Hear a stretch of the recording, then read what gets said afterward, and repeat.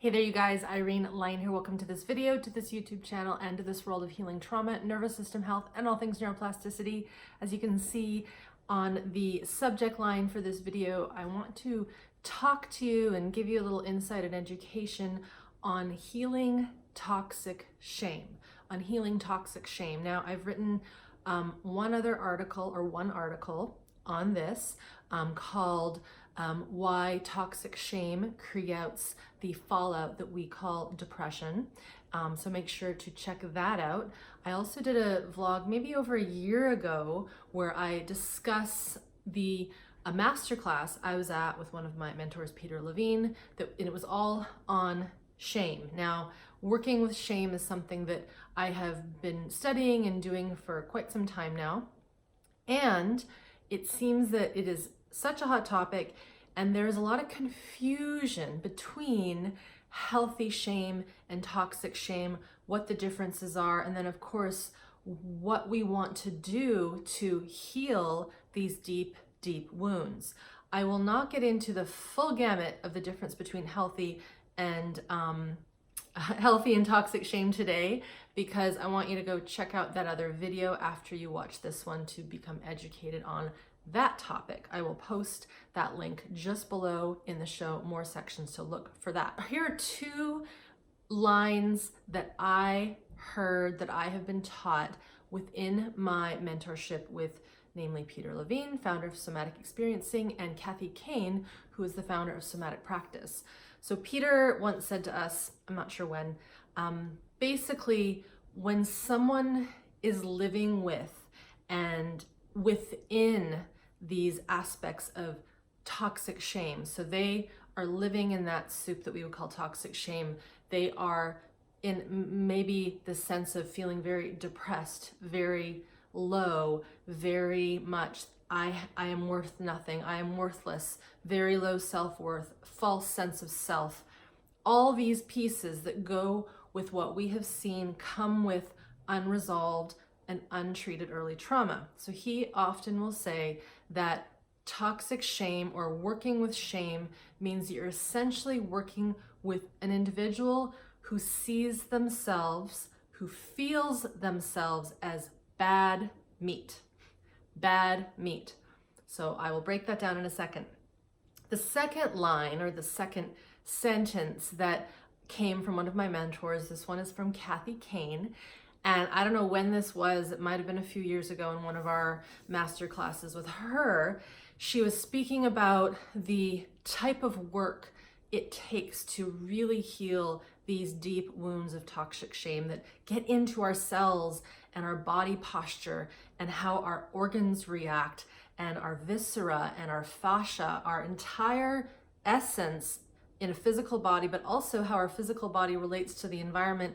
And I might even go a little further into to say how it affects our soul, right? Our deep, deep soul level. So she once said, I found this in my notes the other day, so I wanted to bring this to you and share it with you.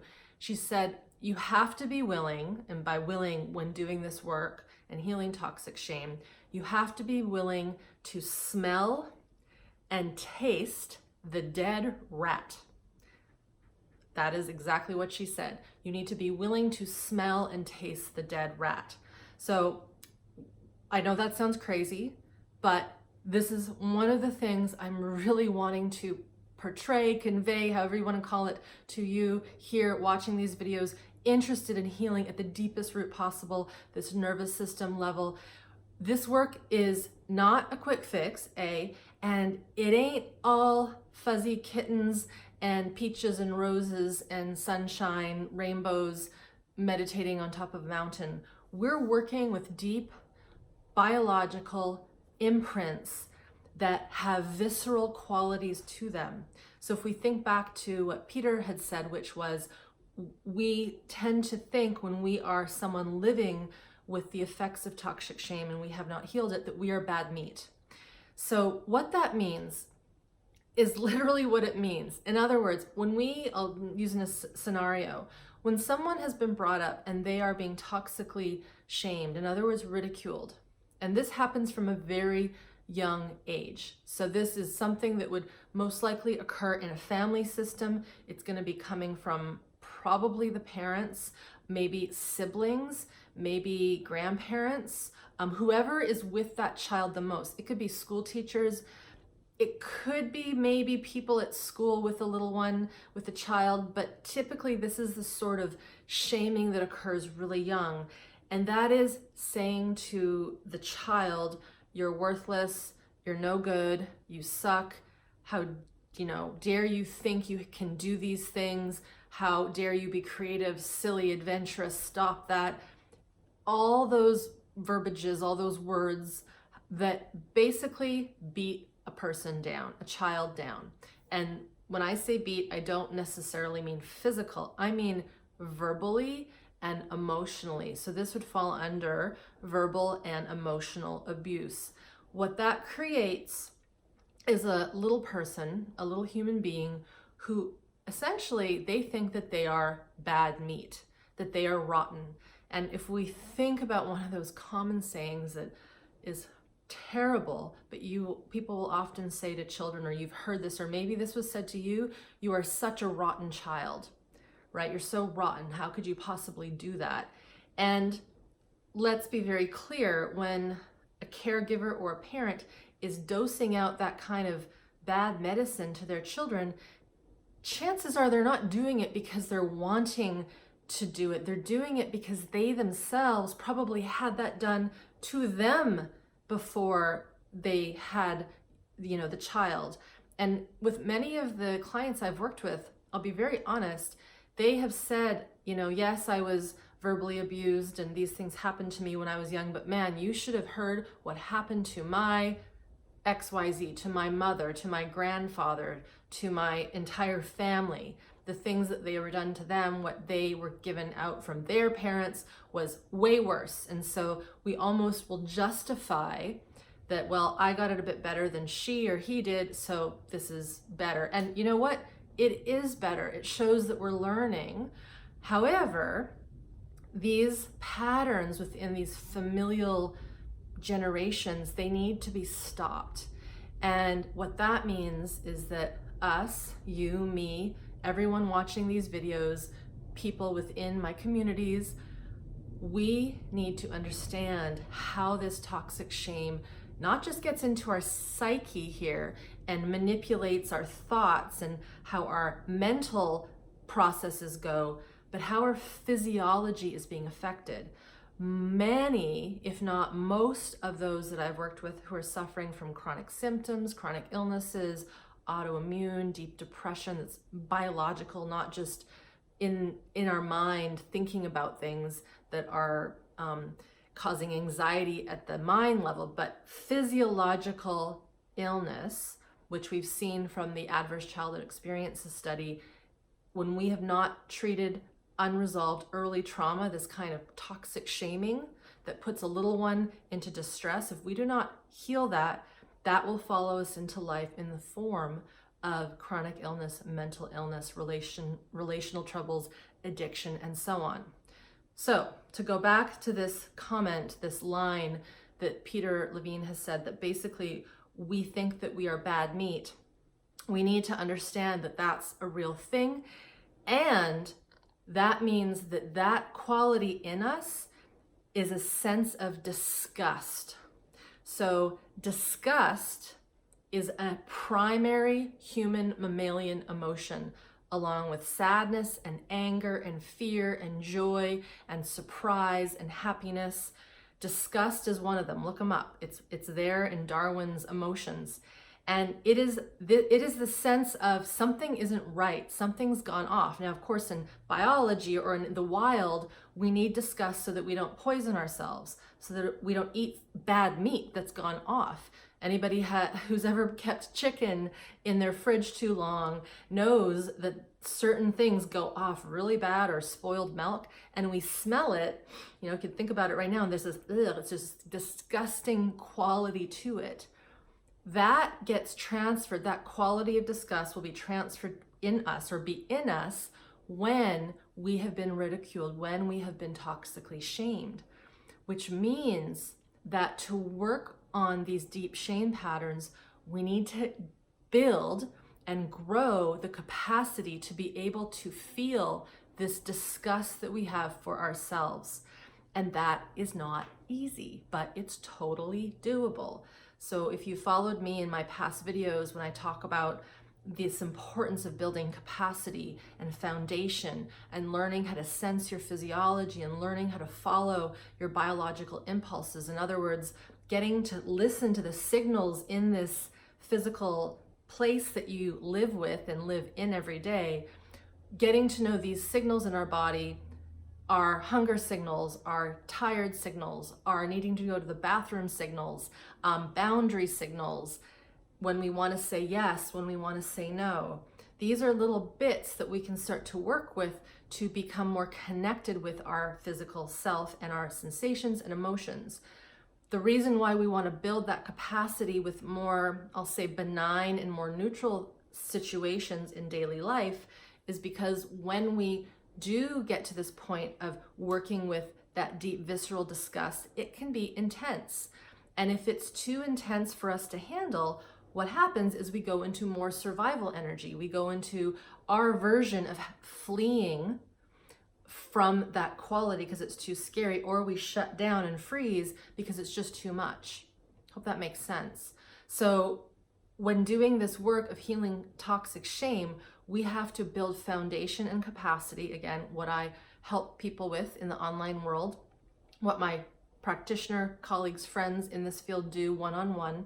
We want to build that capacity so that we can be with intensity. So that is one of the pieces to healing toxic shame, is building capacity to be with big energies so that we don't go into more survival responses when in fact we start working with those. Okay, the second line that Kathy Kane said in one of our trainings, and I'll repeat it again, is we have to be willing to smell and taste the dead rat.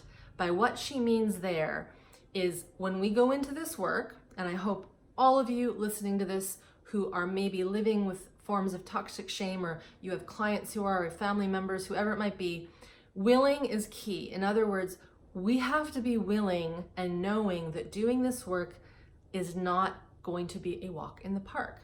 It is totally possible. It's totally doable. I've seen many people do this. And we also have to have this knowing that we're going to taste and feel things that we shoved down so long ago, because when we were that 3-year-old or when we were that 4-year-old or 5-year-old or 6-year-old or 7-year-old sitting at the dinner table and father ridiculed us in front of our entire family and we were humiliated and embarrassed and we shrunk, we kept that inside of us most likely because we risk death, we risk being ostracized from our family if we speak up, if we say to our father or mother, that's not nice, screw you, you don't often see children do that. And if they do cause a little bit of a fight and a bit of a fuss to that kind of ridicule, it usually doesn't last long because they realize I am not safe if I challenge this ridicule. It's not safe for me to test this authority, so I'm just going to be really quiet, go really internal, get really introverted, and just make myself tiny and small so that no one sees me. And this is where children then start to become suppressed and depressed, and their physiology loses that life force energy. So toxic shame and depression go hand in hand. You very rarely will see someone, in my experience, who has deep depression, deep anxiety, and chronic health troubles without some form of deep toxic shame, feeling that they are bad meat and that they are no good in general in the world. I know this is a heavy topic. However, as I go back to that comment from my teacher, Kathy Kane, we have to be willing to smell and taste and be with the yucky stuff, all the bad stuff that we push down. And to go back to what I said a moment ago, to get ourselves ready for that means building capacity, learning, knowing, and now you know, when you feel this desire to dry heave or you feel a little bit of a disgust in your system, you then might realize, oh my goodness, I've just tapped into toxic shame. Peter again would say that working with disgust, the emotion disgust, is the gateway emotion to working with shame. Shame is not an emotion. Shame is a quality. Shame is something that we feel in our body that is more whole body and visceral. It doesn't have that emotional tone to it. It is a physicality and it affects our entire system. So to just recap this, how do we heal toxic shame? First of all, we need to understand what it means. Hopefully you get a little bit more of that from this video. Be sure to watch after this one, and I will pop it up on the end screens so you can just click over the video I did a little while ago on the difference between healthy shame and toxic shame, because they are so important. And a lot of our kiddos these days are not getting proper upbringing by having healthy shame dosed out. And often the reason is because the parent, the caregiver, had the bad kind of shame, the toxic shame given to them. And so they don't have a map for what healthy shame is. So if you're wondering, I totally don't understand the difference, Irene, that means you want to watch the next video. So again, working with this stuff is big, but we need to understand what it is. So what toxic shame is, this quality that we feel that we are bad meat, that we are damaged goods. If that is the case, we want to change that. We want to heal that, but we need to know what has to occur for that to happen. The first thing, other than education, building foundations, being able to be in the body, build capacity, grow that capacity to be with all of the sensations that we have in our system, connecting to our body in the environment that we live in, understanding our triggers, understanding what fight, flight, and freeze mechanisms are, and that for good reason you stuffed that stuff inside and now it's coming out and up. And then the next piece is knowing that when we do go on this path, and I hope you decide to do this, it's gonna feel a little gross and a little yucky, and it might taste and smell like a dead rat. Not literally, but figuratively and metaphorically. That is what we're dealing with at these deep, deep, deep toxic shame levels. Okay, thank you for being here. Thank you for watching. I appreciate every moment you sit here and listen and watch and learn. If this is not something that applies to you, but you're watching this, tell someone else who might be dealing with this. Most of the time when people hear this and they know that that's them, there's a little light that goes off that is like, oh my goodness, this is exactly how I feel. And we want more people to understand that they don't have to stay that way. It is not a curse. It is something that can be healed with the right practices, with the right support, and of course, the willingness to do the work yourself. All right, be sure to watch that other video, the other article I mentioned, and we will see you next time. Bye for now.